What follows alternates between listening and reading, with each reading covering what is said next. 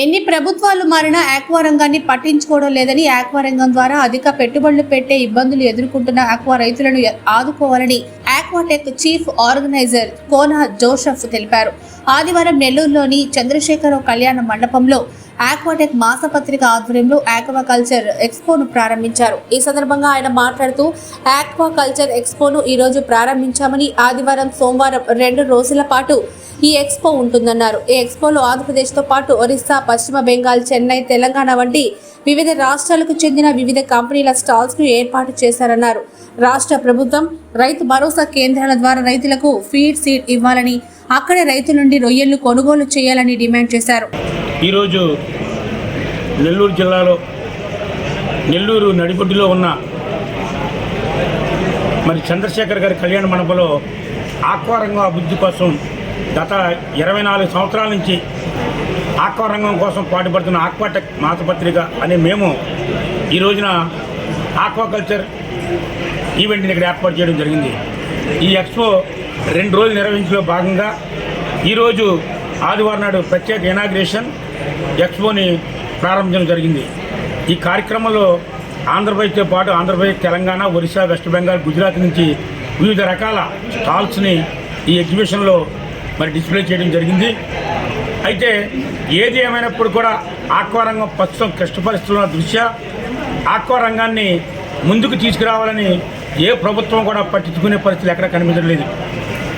ఈరోజు వైఎస్ జగన్మోహన్ రెడ్డి గారు చూస్తే ఆక్వా రంగాన్ని అభివృద్ధి చేయాలని నరసాపురంలో ఒక ప్రత్యేకమైన యూనివర్సిటీని ఏర్పాటు చేయడం అనేది అభినందనీయం.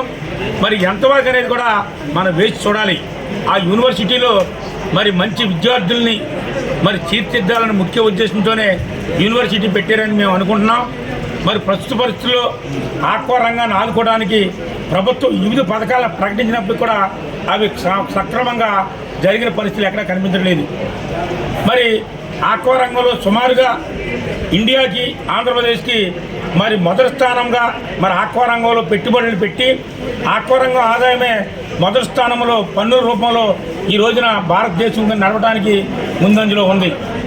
ఈరోజు మాకు డిమాండ్ ఏంటంటే రైతుల దగ్గర మేము చెప్తున్నాం, ఆర్బీఐ ద్వారా రైతు భరోసా కేంద్రాల ద్వారా కూడా సీడు, ఫీడు, మెడిసిన్స్ కూడా సబ్సిడీ రూపంలో ఇప్పించి, అలాగే ప్రత్యేకంగా గవర్నమెంట్ కొన్ని సబ్సిడీ రూపంలో ఎమర్జెన్సీ పరిస్థితుల్లో రొయ్యలు కొనుగోలు చేయాలని కూడా రైతుల తరఫున మేము తెలియజేస్తున్నాం. ఈ క్లిష్ట పరిస్థితుల్లో ఏ ప్రభుత్వం వచ్చినా కానీ ఆక్వా రంగాన్ని ముందుకు తీసుకెళ్లాలని, ఆక్వా రైతులే ఆంధ్రప్రదేశ్కి వెన్నుముగ్గా ఉన్నారని తెలియజేస్తూ ఈరోజు ఈ ఈవెంట్లో ఈరోజు రేపు కూడా 2 రోజులు కూడా ఆంధ్రప్రదేశ్లో పలు ప్రాంతాల నుంచి కూడా రైతులు వచ్చి ఈ కార్యక్రమంలో తిరగడం జరుగుతుంది. ఈరోజు రేపు కూడా టెక్నికల్ సెమినార్లో ప్రముఖ ఆక్వా శాస్త్రవేత్తలతో ముఖాముఖి చర్చ జరుగుతుంది. ఆక్వాలో వచ్చే రొయ్యలకు, చేపలకు వచ్చే వ్యాధులు, వాటి నివారణ, వాటి నిర్ధారణ మీద ప్రత్యేకంగా శాస్త్రవేత్తలతో ముఖాముఖి చర్చ జరుగుతుంది.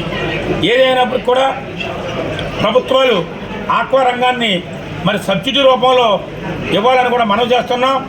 సుమారుగా ఆక్వా రంగం పెట్టి 40 సంవత్సరాలు అవుతుంది. ఇప్పుడు ప్రస్తుత పరిస్థితుల్లో 3,920 కంపెనీలు మెడిసిన్ కంపెనీలు ఉన్నాయి. ఆల్రెడీ 46 కంపెనీలు ఫీడ్ కంపెనీలు ఉన్నాయి.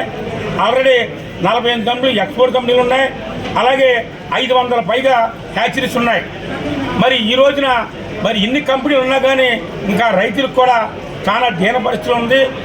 రైతు పండించిన పంటని ఎమర్జెన్సీగా కొని రైతులకు గిట్టుబాటు ధర కల్పించాలని కూడా రైతుల పక్షాన మేము తెలియజేస్తూ ఈ 2 రోజుల ప్రోగ్రాంలో రైతులందరికీ కూడా మంచి భాషలు కల్పిద్దామని ముఖ్య ఉద్దేశంతో ఈ ఆక్వాటెక్ ఎక్స్పోని ఈ రోజున 24-25 తేదీల్లో ఈ కళ్యాణ మండపంలో ఏర్పాటు చేసాం.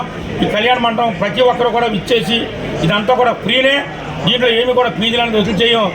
ఏది ఏమైనప్పుడు కూడా అందరూ కూడా పాల్గొని ఆక్వా రంగం కోసం అందరూ కృషి చేయాలని కూడా కోరుకుంటున్నాను. నా పేరు Kona Joseph, chief organiser Aquatech expo Vijayawada. Thank you very much.